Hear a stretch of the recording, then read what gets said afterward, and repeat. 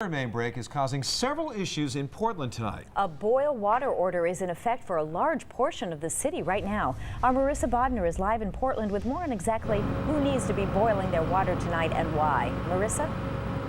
Well, Kim and Jeff, first of all, things have really calmed down here in the area over the last few hours, but not necessarily for these crews behind me. They're hard at work repairing this break.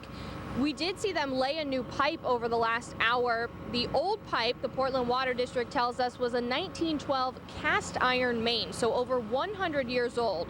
And as you can see, what's left right now is a giant hole in the ground. This is near 128 Somerset. It's not a through street, so it's not blocking any traffic. It's a dead end where people park. That's what local businesses tell us. But let's take a look at earlier today. This was the scene. Entire streets were underwater, blocked off by police cars. People were wading through the water up to their knees. It covered the tires of most cars, making repair efforts more difficult. The break was reported around 7:45 this morning. The Water District says it doesn't yet know what caused it. One Portland woman was shocked to find her van up to its wheels in water. At first, I really was just like, oh, that is not good, but I did not at all think it was going to turn into what it turned into. You know, I just thought, oh, I'll have to get it out of here in a little bit and it'll be fine, but then it's obviously not fine. It's almost Christmas and I was hoping to drive it home for Christmas, but that's not looking good. And because of this, a boil water order is in effect for the Portland Peninsula east of I-295. You can see it here on the map. The order started at 9:30 this morning. As a precaution, you're directed to boil water at least 5 minutes before drinking, making ice cubes, washing food, brushing your teeth, really doing anything that involves consuming water. And we did talk to the Water District. They said they've taken 12 water samples from various areas, and within the last hour they've said there's no indication that the water has been contaminated. Again, this is a precaution. They're still waiting for results to see if there's any bacteria. That takes between 18 and 24 hours. So those results should be back by mid-morning tomorrow. So again, that boil water order will stay in effect at least until mid-morning tomorrow. Live in Portland, I'm Marissa Bodner for News 13. Back to you. All right, we'll be sure and keep everyone updated on the status of those tests. Thanks, Marissa. Today's water main break and subsequent boil order created countless challenges today for families and businesses, of course, in and around downtown Portland. That's right. It goes to show you how dependent we are on clean drinking water from the tap. We continue our team coverage on the water main break with News 13's Brad Rogers live in the Old Port. And Brad, quite an impact today, huh? Well, Kim and Jeff, downtown Portland, as you know, is really practically surrounded by water. But for all practical purposes, the salt water over in Casco Bay may be safer to drink than the tap water here. The Water District told us that we need to have a 5-minute boil to have safe water. 4th Street chef Sam Hayward says they immediately took action, putting signs up on all the faucets, then grabbing the biggest pots they could to boil water for the chefs to use in their prep work.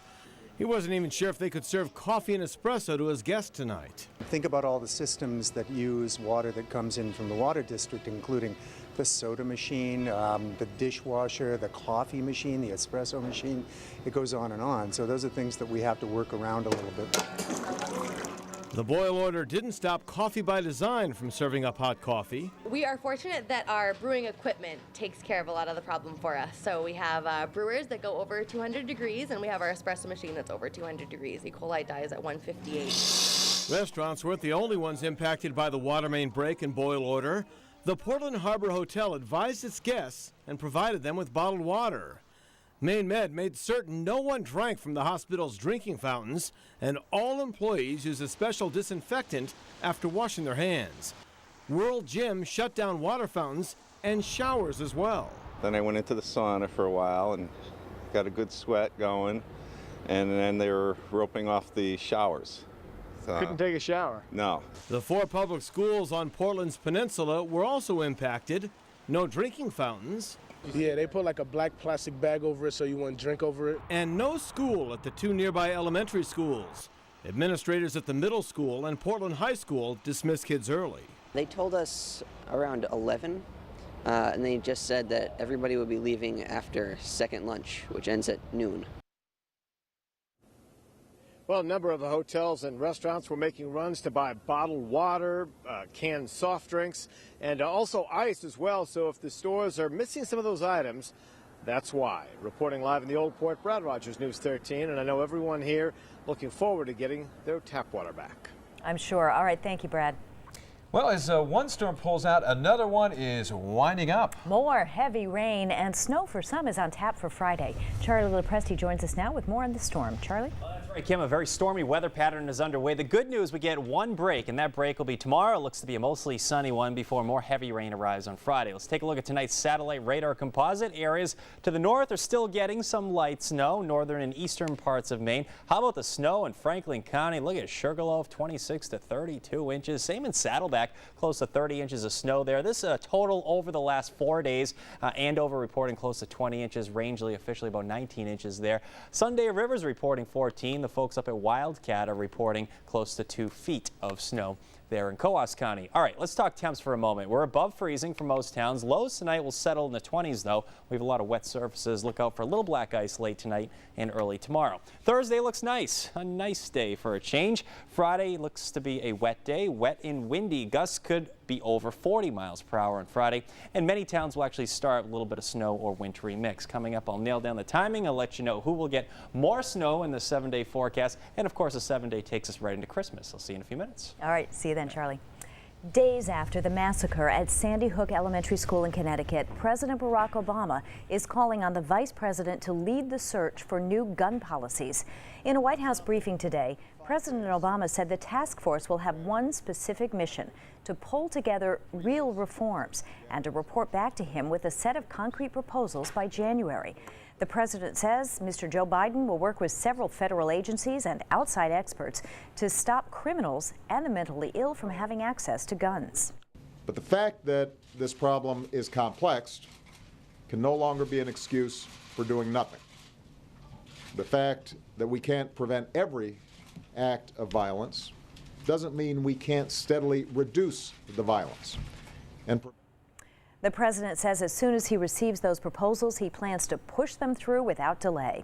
A local group, Maine Citizens Against Handgun Violence, says the president's announcement today gives them hope that meaningful gun reform is just around the corner. News 13's Catherine Underwood joins us with that side of the story tonight, new at 6. Catherine? Well, Kim, the president of Mainers Against Handgun Violence says it's that sense of urgency in President Obama's announcement today that is so encouraging. Tom Franklin says the organization works to argue laws and push for gun reform in an effort to reduce gun violence in Maine and across the country. He says there's a loophole in Maine and in many states which allows anyone to buy guns without a background check. Franklin says that's one of the organization's most important battles, and he says the administration's task force is exactly what's needed to inflict change. I'm hopeful, largely because of the introductory remarks that Obama made, that this is not going to be a commission to study this forever and then issue a report that will be shoved aside.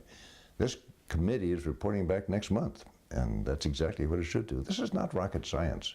We know what needs to be done.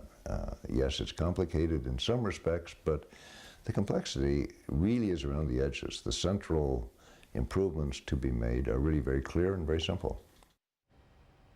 Meanwhile, the nation's leading gun rights lobby, the National Rifle Association, issued a brief statement yesterday regarding the Newtown tragedy. The group says it is prepared to offer meaningful contributions to help make sure this never happens again, and plans to hold a major news conference on Friday. Kim, back to you. All right, thank you, Catherine. And we invite you to join us for a national discussion about gun violence and mental health. We've teamed with our sister stations nationwide to host a town hall discussion.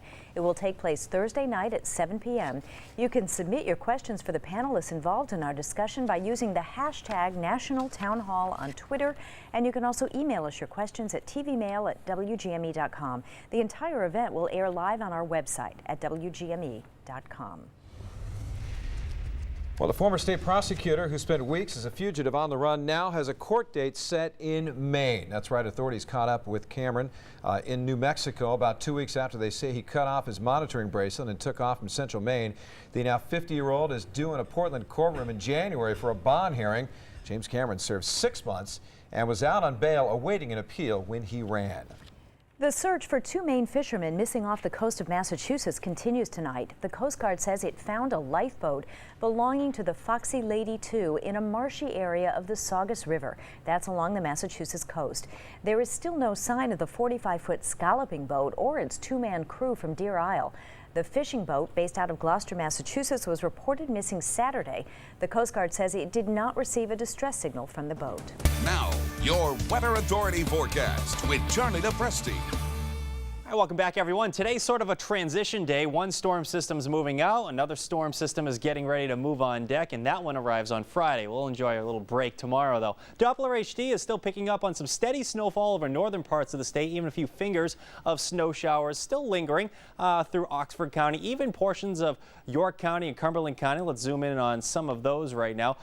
Basically from Sebago Lake down to about Sanford, you have a little bit of a light snow shower, rain shower activity mixed in there. Same up into central Maine. There's Augusta right there, Rumford, heading back through Rangeley, where they picked up about 19 inches of snow over the last 3 days. Right along the Maine-New Hampshire border of Coos County and Oxford County, a few lingering snow showers there as well. The trend will be for improvement. How about the hefty snowfall totals occurring in some select areas in the mountains over in Wildcat and Coos County there in New Hampshire? They're reporting 2 feet of new snow. That over the last 4 days. Up at Sunday River, looking at about 14 inches of new snow over the last couple of days up there as well. Saddleback, closer to 30 inches of new snow. There's a nice photo of a gentleman skiing through one of the glades they have there. And about a week ago, you never could have done that. Up at Sugarloaf, this I think tells the story. Those are tables. Those are picnic tables. They've picked up between 26 and 32 inches of snow, I'm told. 26 at the base, close to 32 plus up on the summit. So they're opening lots of terrain. You can imagine that. All right, one storm system is moving out. Say goodbye to that thing. Look at that thing just wind up out in the ocean.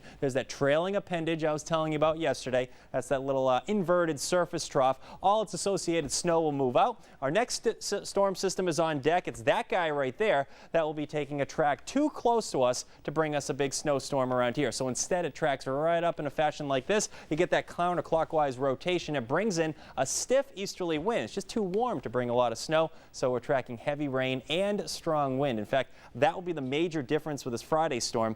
I expect winds gusting at times over 40 miles per hour. There could be scattered power outages, especially along the coastline and over the higher elevations. This is 2 o'clock in the afternoon tomorrow. We'll enjoy one nice day. We deserve it, right? Last time we saw the sun was on Saturday. We'll do it tomorrow. Temps mid to upper 30s. Now, things start to change on Friday. I think temperatures are cold enough, at least initially, even along the coastal plain, to see a little bit of snow or wintry mix very early in the day. This is 7 o'clock. Notice it's snowing from Lewiston up through Augusta, points north and west.